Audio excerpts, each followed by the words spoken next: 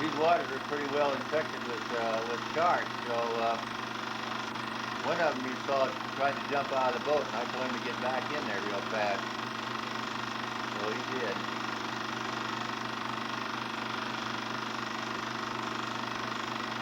Now we're approaching him again.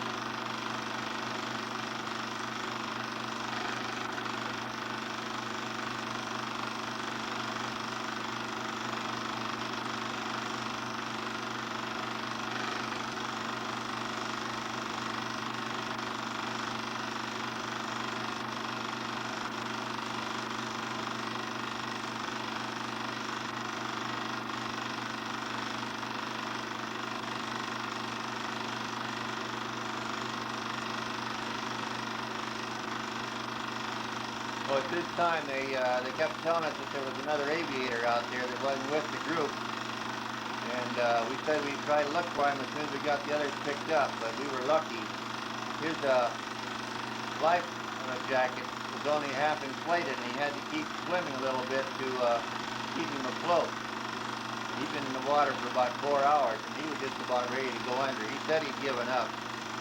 We hadn't picked him up another 15 or 20 minutes. He said he would have probably drowned. He was so weak he couldn't move his arms or legs anymore.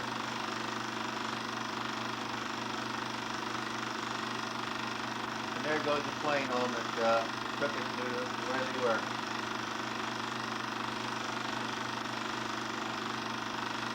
I couldn't wait for him to get on board. I was very nervous at the time because we were sitting in the water dead, and it was pretty risky. Sitting there, but that kind of a target for some other submarine to come up.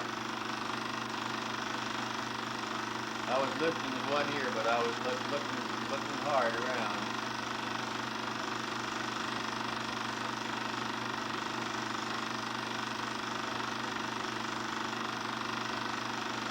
Here we're approaching another submarine that transferred the aviators that we picked up.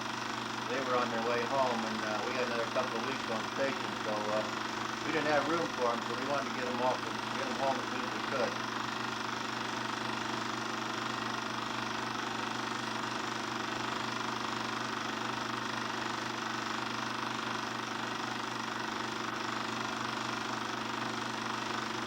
There's another submarine that rendezvoused with us, so they had aviators too. I think the son that was going home took home 23 altogether.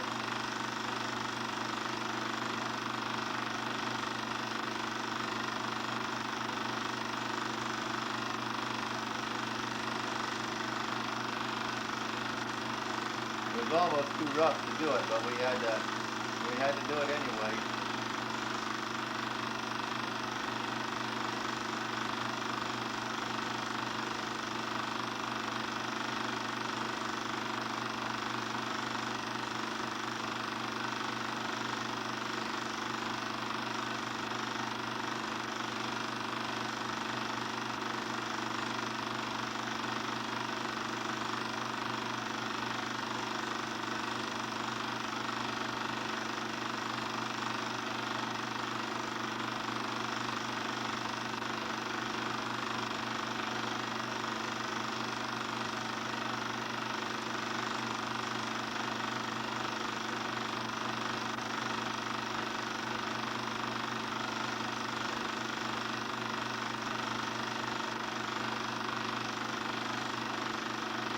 I forgot what he was trying to protect. I think he had a camera in there that he was trying to keep dry. But I don't think it got home too dry after that trip.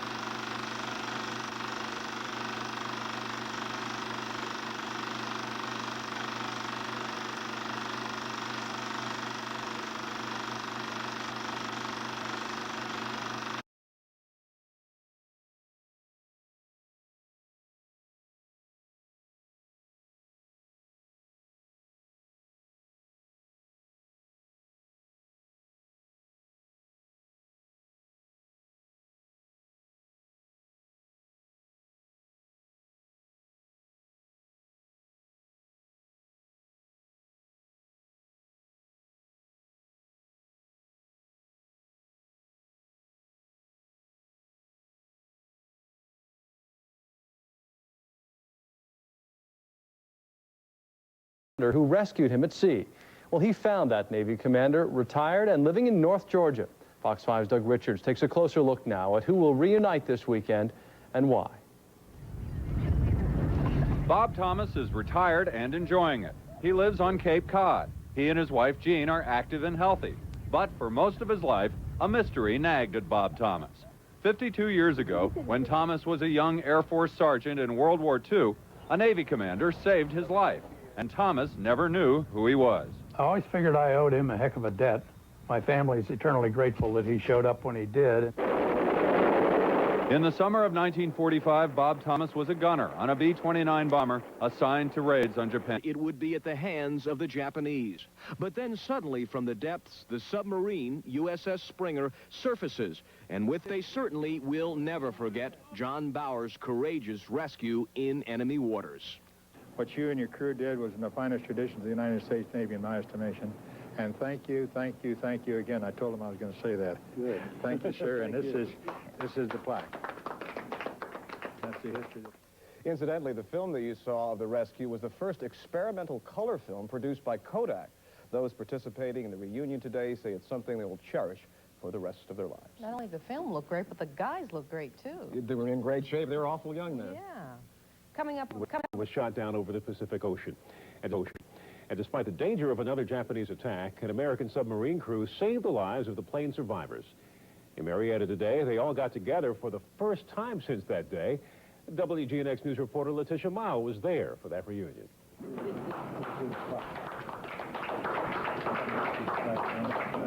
It is the first time Bill Pitts has seen John Bauer in 52 years. It doesn't seem like it's been 52 years ago. It seems to me like it was just a few years ago. The last time these men crossed paths was June 26, 1945. I was really surprised. I didn't feel like, almost feel a tear coming here and there, you know. This video was taken that day. Then Captain Bauer of the USS Springer was on a mission to rescue the survivors of the Dina Might, a B-29 bomber piloted by Pitts. That was our duty to get out there and possibly find some downed aircraft. The bomber was strafed by a Japanese plane. Its crew bailed out into uncharted waters off Japan's coast. Being rescued by the Springer was their only hope. The alternative was unthinkable. If the Japanese civilians got you, they killed you on the site because they hated the B-29s. The Japanese military got you, they would brutalize you. I think the memories are so vivid that they don't fade as most things do with past the time because they're so vivid and that was such a stark reality and things like that that it etched in your... I never have nor shall I ever see a sight as glorious as the USS Springer sliding up alongside to pick us out of the water, and I really mean that. Letitia Mile, WGNX, CBS 46. Now, the veterans received commemorative plaques and took a special tour of the B-29 at Dobbins Air Force Base. Civil rights. The world was a different place. Pretty hard to put it in words, let me tell you, because that was a very traumatic instance. Retired General William Pitts had piloted his B-29, the Dina Might, on bombing raids over Japan. On the 25th mission, he and his crew were shot down. The crew was rescued by this man, Submarine Commander John Bauer, now retired and living in the mountains of North Georgia. 2 years ago, Airman Bob Thomas began to make some phone calls to find the man who saved their lives and found Bauer and something else. 16mm film of their rescue. It is scratchy, faded, and shows the main group of flyers being pulled aboard. We've been in the water for about 4 hours. When Bob Thomas jumped from his aircraft, the Dina Might, he waited an awfully long time before opening his parachute. And because of that, he came down almost a mile from the rest of his crew. It was a decision which almost cost him his life.